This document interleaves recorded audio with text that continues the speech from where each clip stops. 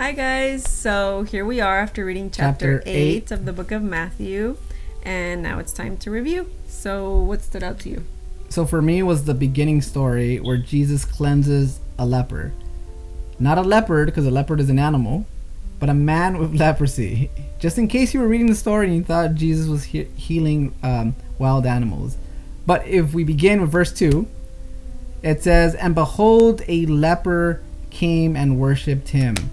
And just one thing about just that part, and just about someone who had leprosy back then, they had to keep themselves at a distance from everyone else. You could say they had to keep themselves 6 feet from each other. Kind of sounds familiar, right? Yeah, like us today with the coronavirus. And not just that, they had to announce to everyone that they had leprosy. So just imagine how hard it was for him just to get to Jesus. But yet he gets to Jesus, and it says that he worships Jesus. He just falls at the feet of Jesus. Just like knowing he knew who he was in front of. And then he says, "Lord, if you are willing, you can make me clean." I mean, just those words, trusting that God was going to perform some miracle. Like he gets there and he's like, "Lord, if you're willing, make me clean." As if he's unworthy to receive healing from Jesus himself. And I think sometimes that's how we feel. We come to Jesus, we pray, we ask for a miracle in our lives, and we think we're unworthy.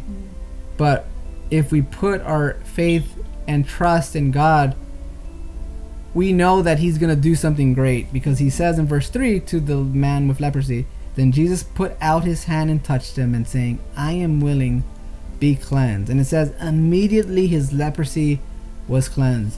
And just the fact that Jesus touched him, showing to the crowd that he did not care what this man had, because what was going to happen next in the life of the man was that he was going to remove the leprosy from him. But yet he was willing to touch him, and he was willing to heal him.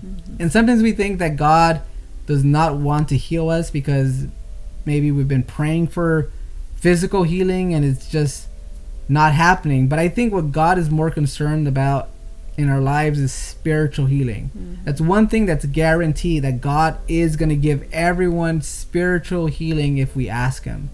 And we read in chapters 5, 6, and 7 how that happens, right? And it's about focusing ourselves on Jesus and loving God and loving others as best as we could. Yeah, it's very true. Ultimately, I feel like every story eventually leads to that.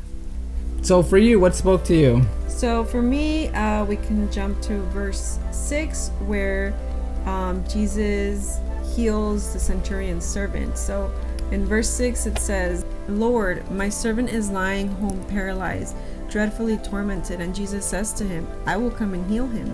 And the centurion answered and said, "Lord, I am not worthy for you to come under my roof. Speak the word only, and my servant will be healed." I just think, that's just so crazy, because he trusted that just by Jesus speaking the word. Yeah, just the words that came out. He trusted that was enough. Yes. I mean, even today, we don't have that faith. And I like what Jesus says in verse 10. It says, "When Jesus heard, he marveled and said to those who followed, 'Assuredly I say to you, I have not found such great faith even in Israel.'" I think that's such a kind of crazy thing that Jesus said, because I just imagine like a group of, Christians and like an atheist.